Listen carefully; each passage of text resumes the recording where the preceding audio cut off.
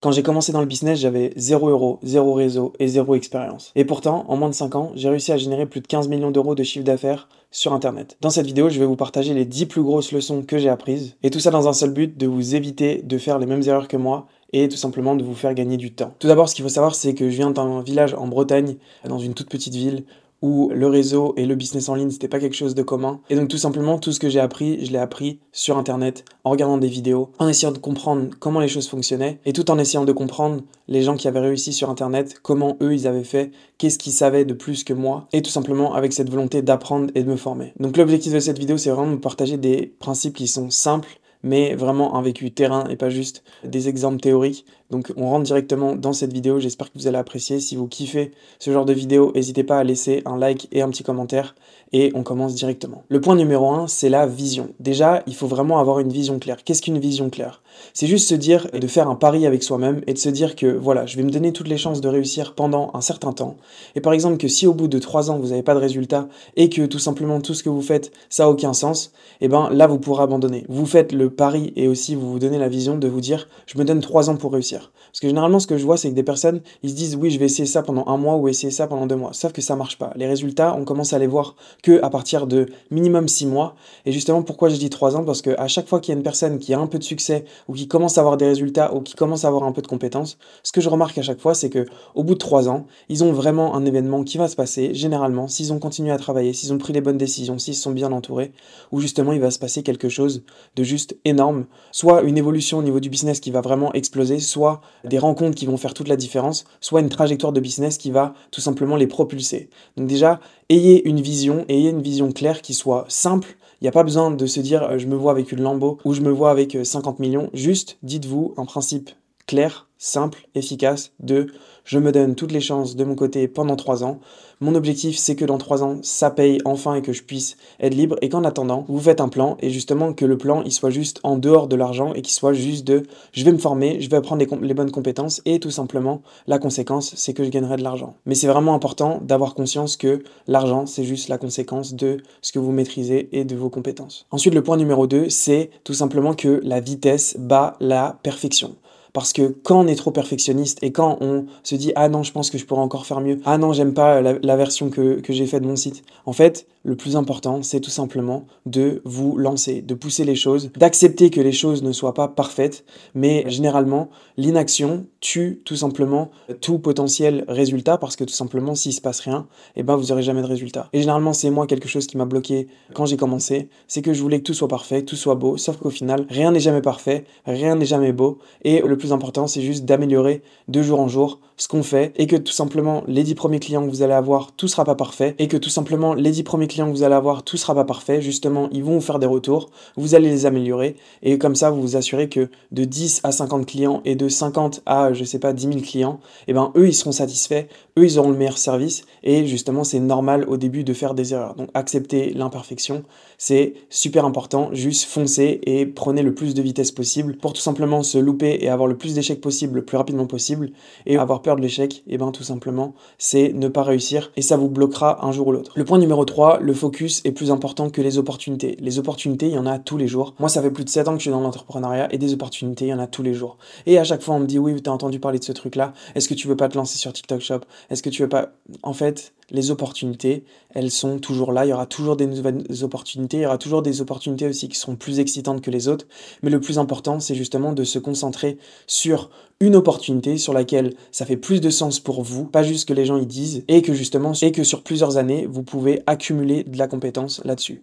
Moi, au final, quand j'ai commencé, je me suis dit, je vais me lancer dans l'e-commerce, et je suis resté sur l'e-commerce pendant longtemps. Maintenant, je suis sur les SaaS, et je suis toujours dans l'e-commerce, mais je peux vous dire que justement, sur l'e-commerce, j'étais niveau 0 quand j'ai commencé, maintenant je suis niveau 10, je donne un exemple, mais mon niveau il va pas descendre en dessous de 10, j'ai toujours mes compétences et justement c'est grâce à ça que j'ai réussi à accumuler et que quand j'ai commencé, j'ai mis plus de 3 ans à faire 1 million d'euros de chiffre d'affaires et que récemment en 2022, pour faire 1 million de chiffre d'affaires, j'ai mis 90 jours. Donc tout simplement, votre niveau vous allez le garder, donc continuez à accumuler des compétences sur un secteur en particulier, ça paiera, et à chaque fois de toute façon vous verrez que les personnes qui ont vraiment énormément de succès, c'est pas juste ils ont commencé leur business aujourd'hui et ils ont eu des résultats où ils font plus de 10 millions sous 6 mois. Regardez les entrepreneurs autour de vous, essayez de comprendre les décisions qu'ils ont prises et le résultat qu'ils ont eu, et justement, regardez les bonnes pratiques, les mauvaises pratiques, et inspirez-vous des personnes qui ont le plus de résultats et qui ont les résultats que vous voulez avoir, tout simplement. Ensuite, le point numéro 4, c'est que le client sera toujours juge. Moi, souvent, je me suis trompé en me disant, je pense que le client, il pense comme ça. Même le truc qui est marrant avec des personnes, par exemple, qui veulent lancer leurs produits aux États-Unis, ils disent, oui, mais les Américains, ils pensent comme ça. En fait, qu'est-ce que tu en sais? Et ça sert à rien de faire des théories tant que vous n'avez pas lancé aux États-Unis. Lancez aux États-Unis, vous verrez la réaction du marché. Et si tout simplement c'est adapté aux Américains, et ben ça fonctionnera. Et tout simplement, et si ça ne fonctionne pas, et ben il faudra essayer de comprendre et être en contact avec les Américains pour essayer de comprendre d'où vient le problème, pourquoi ils n'achètent pas ou comment on peut améliorer. Donc tout simplement, le marché c'est la réalité, les clients c'est la réalité. Le plus important c'est d'être en contact avec ses clients. Et si vous n'êtes pas en contact avec vos clients et que si vous êtes trop distant avec vos clients, moi justement c'est des erreurs qui me sont arrivées auparavant, c'est que être trop déconnecté du client, et ben ça vous fait perdre le focus de qu'est-ce qui est réellement important pour votre client, et c'est pour ça qu'il faut toujours être connecté avec eux. Donc le client est juge et il sera toujours juge. Ensuite, le point numéro 5, recruter tôt. Pourquoi je dis recruter tôt? C'est que si vous voulez faire gros, si vous voulez faire rapidement, et ben forcément il vous faudra une équipe autour de vous. Je dis pas de recruter 10 personnes autour de vous, mais juste d'avoir 1, 2, 3 éléments autour de vous qui vont pouvoir soit être des prestataires et vous aider justement à faire les choses sur lesquelles vous voulez pas vous concentrer, mais juste entourez-vous de personnes rapidement, des personnes qui sont de confiance, qui sont aussi compétentes, parce que les personnes compétentes autour de vous, c'est ça qui va vous permettre d'avancer, et justement ça va être un vrai effet de levier pour vous. Moi par exemple, quand j'y pense, au début quand j'ai commencé à lancer des SaaS, avoir une personne autour de moi qui maîtrisait Webflow pour justement me faire des sites et me faire la partie design, et ben ça m'a fait gagner énormément de temps, et je me retrouvais avec des sites qui étaient vraiment super qualitatifs, qui me permettaient de lancer super rapidement, avec un rendu vraiment de qualité. Tout ça parce que j'avais des personnes qui étaient compétentes autour de moi. Pareil pour les développeurs. Si vous avez des développeurs compétents autour de vous, tout devient simple. Alors que quand vous avez un développeur qui est tout simplement pas compétent, vous pouvez pas faire les choses et il n'y a rien qui se passe et tout prend du temps et ça vous énerve et vous finissez par être démotivé. Donc entourez-vous de talents autour de vous rapidement et essayez justement de, si vous avez une vision, si vous savez ce que vous voulez faire, parlez avec des gens, parce qu'il y a pas mal de personnes qui sont autour de vous, peut-être que vous vous rendez pas compte, mais qui ne savent pas ce qu'ils veulent faire, et ils cherchent juste des personnes avec qui ils peuvent justement trouver un sens à ce qu'ils font, et tout simplement ils vont être inspirés par vous et ils vont vous suivre et ils vont vouloir être autour de vous pour les prochains projets. Donc ça, c'est vraiment un super conseil que je peux vous donner, c'est entourez-vous de personnes compétentes. Le point numéro 6, c'est que l'argent, c'est pas la solution. À chaque fois, je me suis trompé en voulant par exemple lancer une marque et avoir 30 000 ou 40 000 ou 50 000 euros d'investissement. C'est pas plus vous allez avoir d'argent, plus vous aurez de possibilités ou de chances de succès dans votre business. Les meilleurs résultats que j'ai eu, c'est en lançant des marques avec des budgets qui sont ridicules. J'ai commencé avec des 500 euros, 1000 euros, 1500 euros, même avec zéro des fois, parce que par exemple, un des SaaS que j'ai tout simplement commencé avec zéro, dans le sens où le développeur il était payé avec un pourcentage, donc peut-être que l'investissement global c'était le site internet, les serveurs, ça nous a coûté 200 euros. On a dépassé les 1 million d'euros de générés avec ce SaaS, et aujourd'hui ce SaaS fait plus de 800K ARR, donc il y a vraiment zéro logique par rapport à l'investissement que vous mettez. C'est pas plus vous mettez d'argent, plus vous aurez de résultats. Le budget a vraiment très peu d'importance, et des fois en fait, juste le fait d'avoir moins d'argent, c'est que au final on va être bien plus créatif. Au lieu de déléguer et payer des personnes parce qu'on se dit qu'on a le budget, vous allez faire les choses vous-même, vous allez bien penser, vous allez bien vous creuser la tête, et c'est comme ça que vous pouvez avoir le plus de résultats. Le point numéro 7, c'est faites les choses avec les meilleures intentions possibles.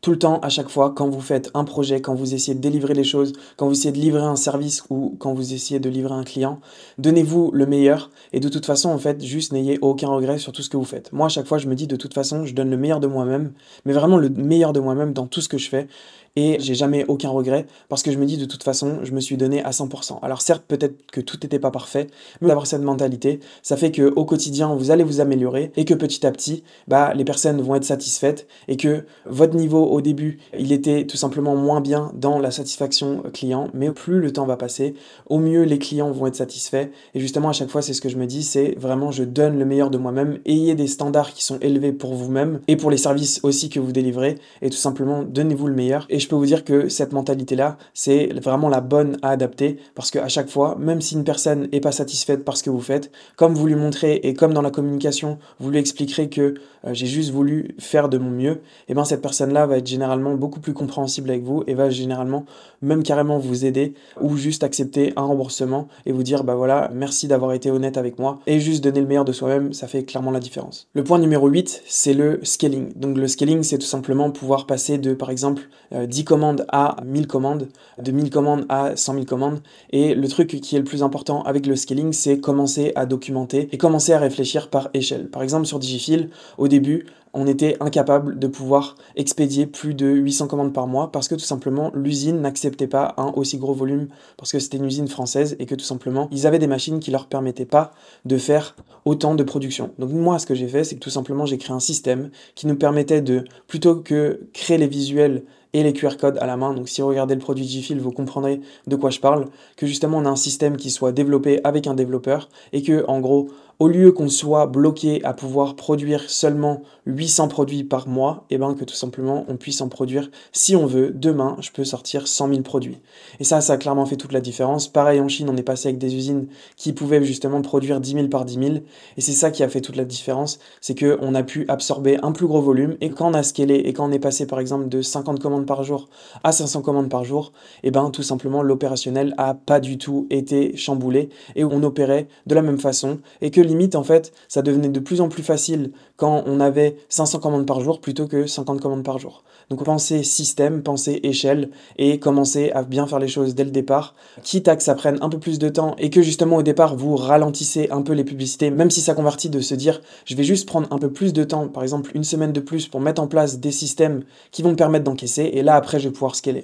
Bien sûr, il ne faut pas sacrifier le scaling non plus, mais juste d'avoir cette bonne base et de se dire, voilà, là je suis prêt à scaler et si demain il y a 1000 commandes par jour, je peux les tenir, et ben ça va vous retirer de la charge mentale et vous allez être 100 fois plus tranquille quand vous allez scaler. Et croyez-moi que pendant le scaling, ce que vous voulez, c'est juste que ce soit agréable, que vous puissiez vous concentrer sur les choses les plus importantes et pas juste que ce soit le chaos dans votre boîte. Et ensuite, on attaque avec le point numéro 9, la discipline est plus importante que la motivation. Tout simplement, être motivé, c'est pas fiable. Il y a certains jours où vous allez être motivé, d'autres vous allez pas être motivé, d'autres vous allez vouloir arrêter le business, d'autres vous allez avoir une mauvaise nouvelle et vous allez dire oh purée c'est quoi ce bordel, j'ai pas envie de travailler aujourd'hui.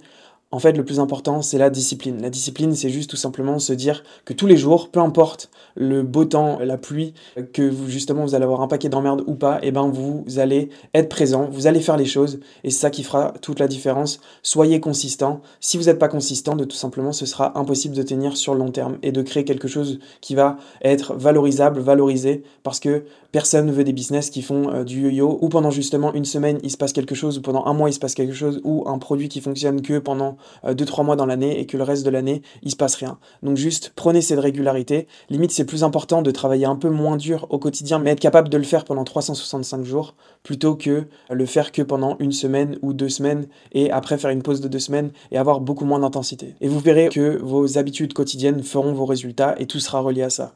Donc ayez les bonnes habitudes, ayez la bonne éthique de travail et ça vous fera une énorme base. Et le point numéro 10, c'est votre pourquoi. Si votre pourquoi c'est juste l'argent, j'ai déjà vu pas mal de personnes justement où leur seul pourquoi c'était de faire de l'argent. Au bout d'un moment, vous allez vous retrouver épuisé, vous allez dire en fait j'ai de l'argent maintenant mais j'ai plus vraiment de sens, pourquoi je fais ça? Juste ayez un pourquoi plus profond que juste l'argent. Au final, le plus d'argent que vous allez avoir, ça veut pas dire que vos problèmes seront moindres, donc ça veut strictement rien dire juste de se dire on va avoir de l'argent. Donc pensez à votre pourquoi, ayez un pourquoi qui soit fort, qui vous pousse vous, qui va pousser aussi vos équipes, vos proches, qui va inspirer les personnes autour de vous. Et si justement vous êtes aligné là-dessus et que vous pouvez le communiquer avec les personnes de votre équipe, et ben je peux vous dire que les personnes vont vous soutenir, ils vont vouloir le meilleur pour vous. Et moi c'est quelque chose que j'applique au quotidien et ce truc-là marche réellement. Donc voilà, c'est tout pour cette vidéo. J'espère que vous avez apprécié. En tout cas, c'est comme ça que je suis passé de 0 à 15 millions d'euros de chiffre d'affaires généré, tout simplement en ayant des bons principes, des principes sains, avec un peu de réflexion et tout simplement juste avec la volonté d'apprendre et d'évoluer. Et quand je repense à tout ce que j'ai fait, certes le chiffre d'affaires est assez élevé, mais ce que j'apprécie le plus dans mon parcours, c'est tout simplement toutes les étapes, toutes les business, toutes les leçons et toutes les personnes que j'ai rencontrées et tout simplement la richesse que j'ai eue pendant ces 7 ans d'apprentissage avec plein d'anecdotes. Et je suis juste vraiment content de tout ce que j'ai vécu et de toutes les expériences qui sont passées devant moi, même des voyages que j'ai faits, du fait d'avoir habité à Dubaï, de maintenant d'être aux États-Unis, d'avoir quitté la France. Toutes ces choses-là, en fait, c'est juste de l'apprentissage. c'est juste une évolution. Donc n'hésitez pas à vouloir avancer vite, à prendre des risques, à tenter des choses. De toute façon, vous regretterez rien. La seule chose que vous pourrez avoir, c'est des regrets de ne pas avoir fait des choses. Donc prenez des initiatives, prenez des grosses décisions. Si je l'ai fait en partant de rien, vous pouvez réellement le faire. Comme je vous ai dit, je viens de Bretagne et maintenant j'habite aux États-Unis depuis plus de 3 ans. Donc voilà, j'espère que vous avez kiffé cette vidéo. On se retrouve dans une prochaine vidéo. N'hésitez pas à laisser un petit commentaire et un like. C'était Thomas, on se retrouve dans la prochaine vidéo. Ciao, ciao.